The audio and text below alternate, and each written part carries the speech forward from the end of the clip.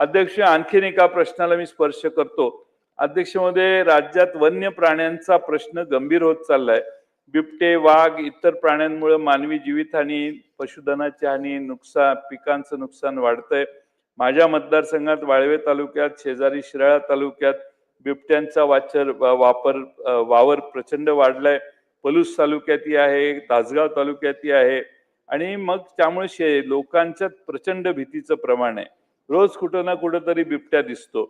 आणि अध्यक्ष म्हणजे माझ्याकडे नेरले गाव आहे, त्यात बिबट्याने एका शेतमजुरावर हल्ला केला. तो वाचला पण सगळं गाव आता घाबरून मुठीत जीव धरून बसलेलं आहे. पेठ नायकलवाडी म्हणून आहे, तिथं दुचाकीवर जाणाऱ्या एका युवकावर आणि अल्पवयीन मुलावर बिबट्याने अचानक हल्ला केला. त्याच दिवशी एका दिवशी दोन घटना घडल्या. परवा शिराळा तालुक्यात करमाळे गावात बिबट्या कुत्र्याचा पाठलाग करत असताना कुत्र्याच्या मागे जाताना घरातच घुसला बिबट्या. कारण कुत्रा घरात गेल्यावर बिबट्या पण त्या घरात गेला. कालची पुढारीची बातमी आहे, काल परवाची. शिराळा तालुक्यात बिबट्या आणि त्यांच्या पिल्लांची संख्या अंदाजे अध्यक्ष महोदय 500च्या वर आहे. त्यामुळे प्रचंड दहशतीखाली लोक वागतायत.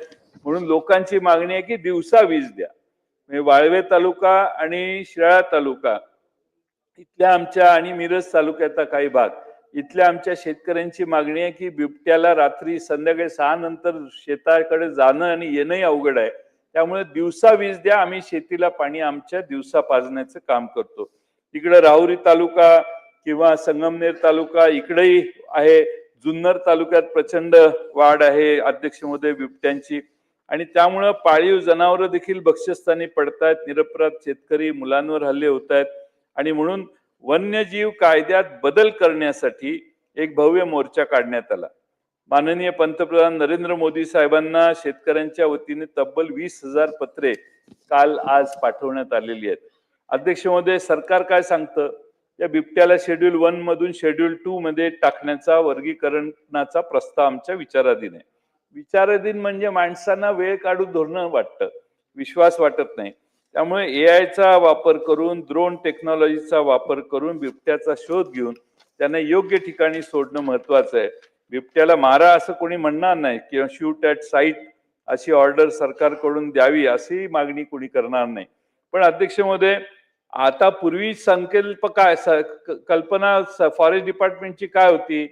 अभिमन्यूजी, सरकार असं सांगायचं, अधिकाऱ्यांनी सांगितल्याप्रमाणे की बिबट्याबरोबर राहायची आता सवय करा, असं उत्तर आहे सभागृहात. आपल्या मुनगंटीवार साहेबांनी दिले की बिबट्या सहजीवनाचा आनंद घ्या.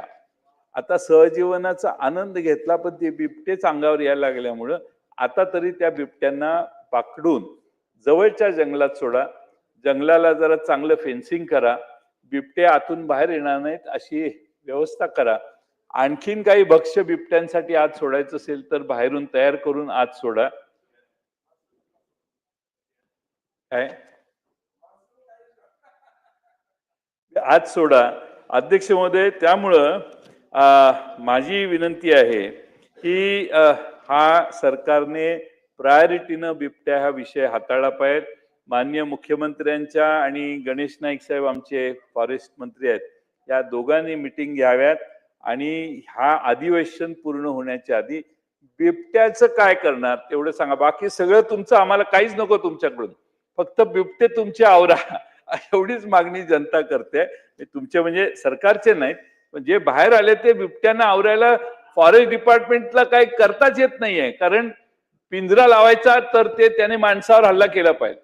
माणसावर हल्ला केला की मग हे त्याला पकडायला पिंजरा पाठवणार.